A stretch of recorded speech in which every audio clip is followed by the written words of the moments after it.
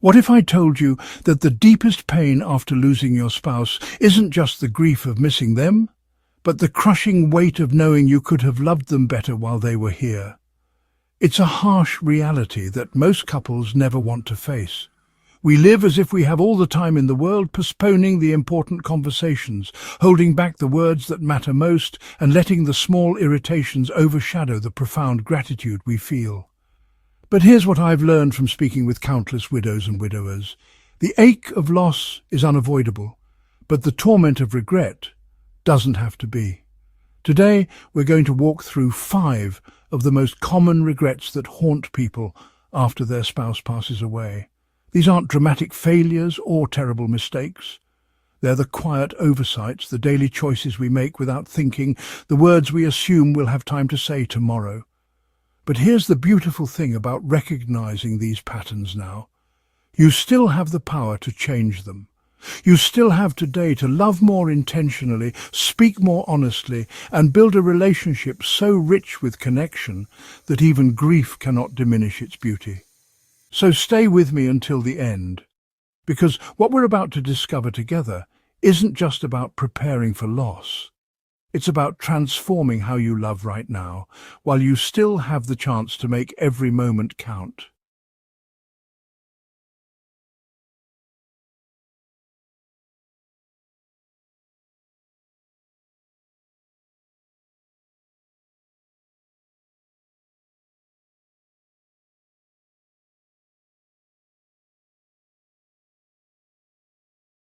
The first regret that echoes in the hearts of those left behind is the silence where love should have been spoken.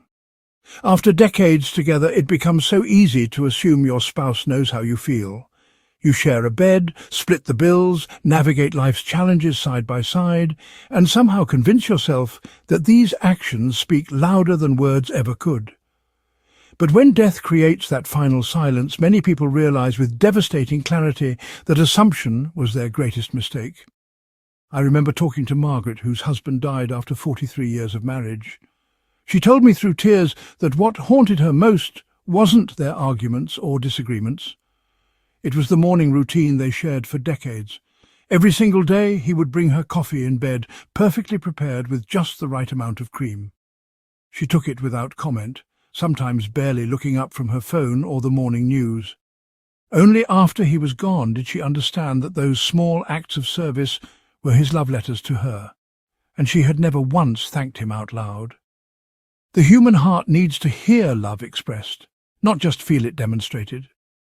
When we hold back those simple acknowledgements, thinking they're unnecessary or obvious, we rob both ourselves and our partners of one of life's most fundamental needs. The words, "I love you, thank you for everything you do, I don't know what I'd do without you."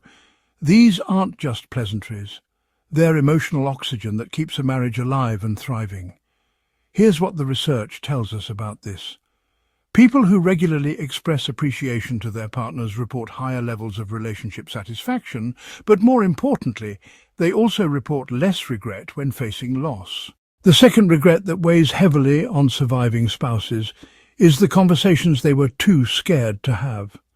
We avoid talking about death, about finances, about what would happen if one of us couldn't make decisions anymore. We tell ourselves we're protecting each other from worry, but really we're protecting ourselves from facing the reality that our time together isn't infinite. This kindness becomes cruelty when the inevitable happens and the surviving partner is left drowning in uncertainty. Think about David, who lost his wife suddenly at age 68. They had been married for 45 years, but had never discussed her wishes for end-of-life care. When the doctors asked him to make decisions about life support, he was paralyzed. He spent sleepless nights wondering if he was honoring her wishes or betraying them. These difficult conversations don't have to be morbid or depressing. They can actually be some of the most loving exchanges you'll ever have with your spouse. When you ask about their wishes, when you share your fears and hopes about the future, when you plan together for whatever may come, you're saying, "I love you enough to face the hard things with you." You're creating a safety net of understanding that will hold whoever is left behind. The beauty of having these talks is that they often bring couples closer together. The third regret that breaks hearts after loss is the realization of how many ordinary moments could have been treasures, but were treated as chores instead. Life has a way of lulling us into routines that feel permanent. We eat breakfast together without really seeing each other.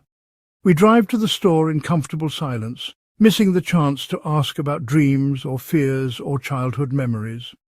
We go to bed each night focused on tomorrow's to-do list, instead of marveling at the miracle that we get to share this one life together. When your spouse is gone, those mundane moments suddenly reveal themselves as the golden threads that wove your life together. I think of Susan, who told me that she and her husband always said they would travel once they retired, once the kids were grown, once they had saved enough money. He died 6 months before their planned retirement, and those someday dreams died with him. Now she keeps a photo on her kitchen table from a random Tuesday evening when they danced in the living room to a song on the radio. She said it was one of the most perfect moments of their marriage, and it happened completely by accident. The lesson here isn't that you need to make every moment special or live with constant intensity. That would be exhausting and artificial. The lesson is to recognize that the moments are already special. Your spouse's presence in your life is not ordinary, even when what you're doing together feels routine. If you're still with me and finding value in what we're discussing, please leave a comment with the number 3 below. It helps me know you're engaged with this content, and it motivates me to keep creating videos that matter to you. And if you haven't already, please subscribe and hit the notification bell so you don't miss any of our upcoming videos about building stronger, more meaningful relationships. The fourth regret that surfaces after losing a spouse is the sudden realization of how much of yourself got lost in the we of marriage. This might sound contradictory because marriage is supposed to be about partnership and togetherness. But when one person dies, the survivor can feel like they've lost not just their partner, but their own identity as well. They may discover they don't know how to make decisions alone, how to enjoy activities by themselves, or even how to maintain friendships without their spouse as the social coordinator.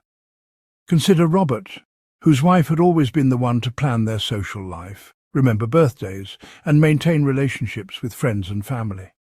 When she passed, he found himself completely isolated, not because people didn't care about him, but because he had never learned how to nurture those relationships independently. His grief was compounded by a loneliness that felt insurmountable. The healthiest marriages are built on the foundation of 2 whole people choosing to share their lives, not 2 half people trying to complete each other. When you maintain your own interests, friendships, and personal growth, throughout your marriage you're not being selfish or distant. You're ensuring that you can be fully present in the relationship and that you'll have the strength to carry on if you ever have to face life alone. This doesn't mean living parallel lives or keeping secrets from each other.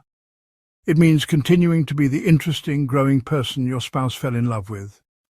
It means having stories to tell at dinner because you've had experiences beyond your shared routine. It means being secure enough in yourself that you can love generously without losing yourself in the process. The final and perhaps most devastating regret is carrying unresolved conflict to the grave. Every marriage has disagreements, hurt feelings, and moments when you say things you wish you could take back. The difference is whether you choose to repair those ruptures or let them calcify into permanent wounds. When death ends the relationship before healing can happen, the surviving spouse is left with a burden that can never be lifted through conversation or apology. The tragedy of unresolved conflict isn't usually about major betrayals or dramatic fights. More often it's about the small resentments we hold on to, the daily irritations we let build up, the stubborn silences that stretch on too long. These feel manageable when you assume you have unlimited time to work things out, but they become unbearable when time runs out. I remember Linda sharing with me about her last conversation with her husband. They had argued about something completely trivial. She couldn't even remember what it was about. She went to bed angry and he died in his sleep that night. She said the knowledge that their final words were spoken in anger was almost as painful as losing him. What made it worse was knowing how easily it could have been different if she had just chosen to let go of her irritation and say goodnight with kindness. The research on relationships shows us that successful couples aren't the ones who never fight. They're the ones who know how to repair quickly and completely. They understand that being right is less important than being connected. They choose love over pride, forgiveness over grudges, and peace over the satisfaction of winning an argument. As we come to the end of our time together today, I want you to take a moment to really absorb what we've discussed. We've looked at 5 profound regrets that can haunt people after their spouse dies. The silence where loving words should have been, the avoidance of necessary but difficult conversations, the failure to cherish ordinary moments, the loss of personal identity within the marriage, and the weight of unresolved conflicts.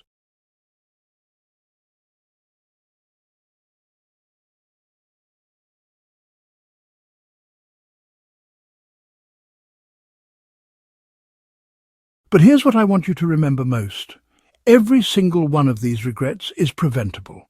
Every one of them represents a choice you can make differently starting today. You can choose to speak your love out loud. You can choose to have those hard conversations that protect both of you from future uncertainty. You can choose to see the sacred in your shared routine. You can choose to remain whole while loving completely. And you can choose to repair conflicts quickly and forgive freely. So here's my challenge for you. Pick one of these 5 areas and make a change this week. Tell your spouse something you've been assuming they already know. Start a conversation you've been avoiding. Plan a simple experience together, even if it's just a walk around the block with no phones. Pursue an interest that's uniquely yours. Or reach out to make peace about something that's been creating distance between you. Your future self, whether you're together for 2 more years or 20 more years, will thank you for the love you choose to express and the regret you choose to prevent today. The time to love without reservation isn't someday. It's right now, while you still have the precious opportunity to do so. Thank you for spending this time with me today. I'd love to hear from you in the comments. Share one insight that resonated with you, or tell me about one change you're going to make based on what we've discussed.